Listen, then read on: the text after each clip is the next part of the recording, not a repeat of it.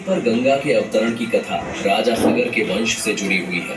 कहा जाता है कि राजा सगर के 60,000 पुत्र महर्षि कपिल के श्राप से भस्म हो गए थे। उनके उद्धार का एकमात्र उपाय यही था कि स्वर्गलोक में प्रवाहित होने वाली माँ गंगा पृथ्वी पर आए और उनके अवशेषों का स्पर्श करें। कई पीढ़ियों तक ये प्रयास चलता रहा, लेकिन किसी को सफलता नहीं मिली। अंततः ये महान दायित्व राजा भगीरथ ने अपने हाथों में लिया। राजा भगीरथ ने अपने पूर्वजों के उद्धार के लिए राज सुख त्याग दिया और हिमालय में सालों तक कठोर तपस्या की। उनकी तपस्या से प्रसन्न होकर भगवान ब्रह्मा प्रकट हुए। भगीरथ ने उनसे प्रार्थना की कि माँ गंगा को पृथ्वी पर भेजा जाए ताकि उनके पूर्वजों को मोक्ष प्राप्त हो सके। भगवान ब्रह्मा ने उनकी प्रार्थना स्वीकार कर ली, लेकिन साथ ही एक गंभीर समस्या भी बताई। उन्होंने कहा कि गंगा का वेग अत्यंत प्रचंड है, पृथ्वी उसका आघात सहन नहीं कर पाएगी। केवल भगवान शिव ही इस दिव्य धारा को धारण कर सकते हैं, इसलिए पहले भगवान शिव को प्रसन्न करना होगा।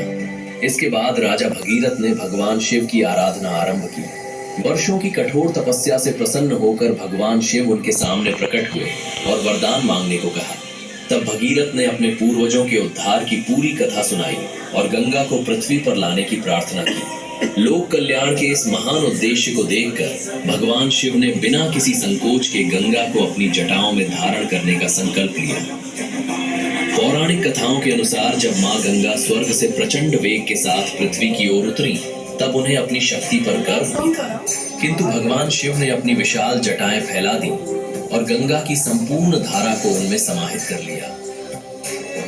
गंगा का वेग वहीं रुक गया और पृथ्वी विनाश से बच गई। बाद में राजा भगीरथ की प्रार्थना पर भगवान शिव ने अपनी जटाओं से गंगा की एक नियंत्रित धारा को पृथ्वी पर प्रवाहित किया।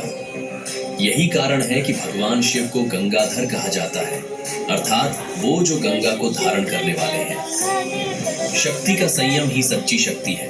अहंकार का अंत निश्चित है। लोक कल्याण सर्वोच्च धर्म है। संतुलन ही सृष्टि की आधारशिला है। भगवान शिव की जटाओं से निकलने के बाद माँ गंगा राजा भगीरथ के पीछे पीछे चल पड़ी। इसी कारण उनका एक नाम भागीरथी भी पड़ा। आगे चलकर गंगा ने राजा सगर के पुत्रों की भस्म का स्पर्श किया और उन्हें मोक्ष की प्राप्ति हुई। तभी से माँ गंगा को मोक्षदायिनी, पाप हरणी और जीवन दायिनी के रूप में पूजा जाने लगा। भगवान शिव की जटाओं में विराजमान माँ गंगा का स्वरूप केवल एक पौराणिक प्रसंग नहीं, बल्कि सनातन दर्शन का गहरा संदेश भी है।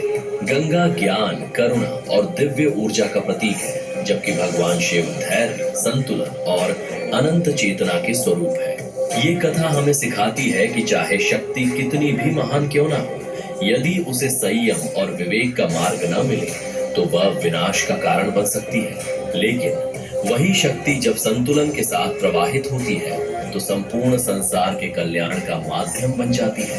आज भी करोड़ों श्रद्धालु हर हर महादेव और गंगा मैया की जय का उद्घोष करते हुए यही विश्वास व्यक्त करते हैं कि भगवान शिव का गंगाधर स्वरूप केवल एक धार्मिक प्रतीक नहीं, बल्कि मानवता के लिए संयम, करुणा और लोक कल्याण का सनातन संदेश है। ब्यूरो रिपोर्ट, जी मीडिया।